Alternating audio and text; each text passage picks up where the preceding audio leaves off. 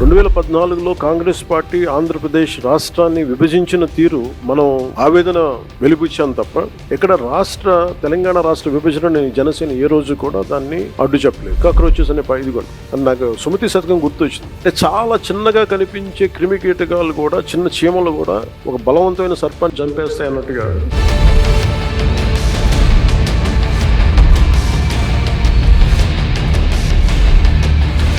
Andhra Pradesh politics లో king maker గా నిలిచిన జనసేన ఇప్పుడు దేశ రాజధాని హస్తిన వేదికగా సరికొత్త పొలిటికల్ చాప్టర్ ను ఓపెన్ చేసింది. కేవలం ఏపీకే పరిమితం కాకుండా నేషనల్ పాలిటిక్స్ లో తనదైన ముద్ర వేసేందుకు సిద్ధమైంది. పార్టీ స్థాపించి పుష్కర కాలం పూర్తయిన తరుణంలో పవన్ కళ్యాణ్ ఆధ్వర్యంలోని ఢిల్లీలో జరిగిన సేనా ప్రస్థానం, జాతీయ సమగ్రత కోసం విస్తృత స్థాయి సమావేశం ఇప్పుడు దేశవ్యాప్తంగా హాట్ టాపిక్ గా మారింది.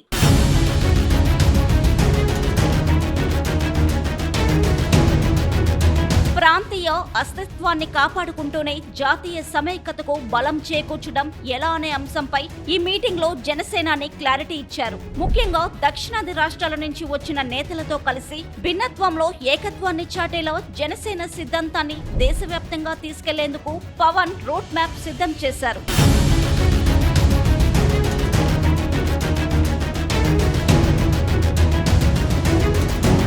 ఈ వేదికపై నుంచి పవన్ కళ్యాణ్ చేసిన వ్యాఖ్యలు ఇప్పుడు పొలిటికల్ సర్కిల్స్ ను షేక్ చేస్తున్నాయి. ముఖ్యంగా తెలంగాణ విభజన మరియు కాంగ్రెస్ వైఖరిపై ఆయన చేసిన కామెంట్స్ వైరల్ అవుతున్నాయి.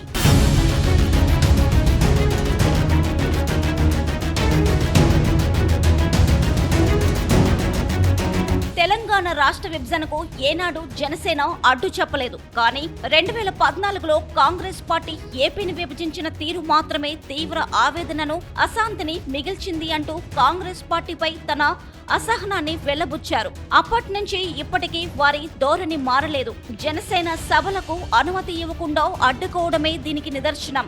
ఢిల్లీ మెడలు వంచుతాం, తడాక చూపిస్తామనే పెద్దలు తీరా ఢిల్లీకి రాగానే వెనక్కి తగ్గుతారు. కానీ మనల్ని మనం ఎప్పుడూ తక్కువ అంచనా వేసుకోకూడదు. ప్రతి ఒక్కరూ సమాజంలో మార్పు తేవచ్చు అంటూ చెప్పుకొచ్చారు. 2014లో కాంగ్రెస్ పార్టీ ఆంధ్రప్రదేశ్ రాష్ట్రాన్ని విభజించిన తీరు మీద మనం ఆవేదన వెలిబుచ్చాం తప్ప ఇక్కడ తెలంగాణ రాష్ట్ర విభజనని జనసేన ఏ రోజు కూడా దాన్ని అడ్డు చెప్పలేదు. ఇది 2009 నుంచి నేను రిపీటెడ్ గా చెప్తున్నా. This is my commitment and also Janasena's commitment for betterment of Telangana, for the statehood of Telangana. అయితే కాంగ్రెస్ పార్టీ విభజించిన తీరు మటుకు ఒక అసంతృప్తిని, ఒక అశాంతిని సృష్టించింది. ఈ రోజుకి ఆ వారసత్వ సమస్యలు ఇలాగే ఉన్నాయి. ఆస్తుల పంపకాలు కావచ్చు. కాంగ్రెస్ పార్టీ ఆ రోజు చేసిన విభజించిన విధానం కానీ, వాళ్ళ డివిజివ్నెస్ అప్రోచ్ కానీ ఈ రోజుకి ఆ ధోరణి మారలేదు.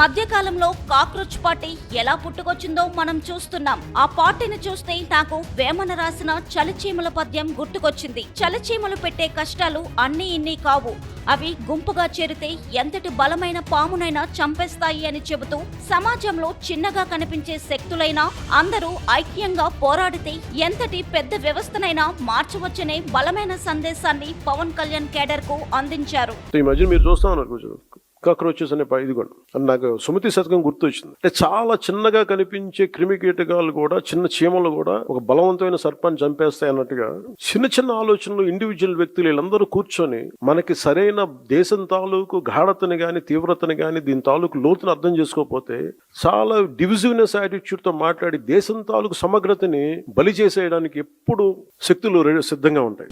మొత్తానికి ఏపీలో అధికార కూటమిలో కీలక భాగస్వామిగా ఉంటూనే నేషనల్ ప్లాట్ఫామ్ పై జనసేన తన జెండాను బలంగా పాతేందుకు సిద్ధమైంది. పవన్ కళ్యాణ్ ఇచ్చిన ఈ క్లారిటీతో జనసేన భవిష్యత్ రాజకీయ ప్రయాణం మరిన్ని మలుపులు తిరగడం ఖాయంగా కనిపిస్తుంది.